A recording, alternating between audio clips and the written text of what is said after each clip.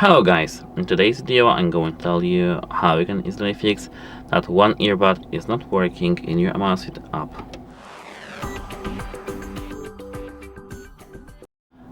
What I do recommend doing is to put both earbuds into your case and try to charge them up to 100%.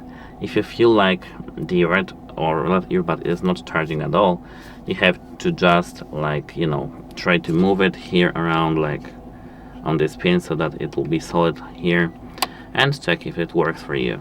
If the charging didn't work for you, you need to now restart your phone and restart your earbuds by just putting them in your case.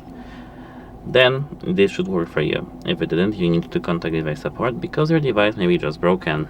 And that's it. Hope it helps you, and goodbye.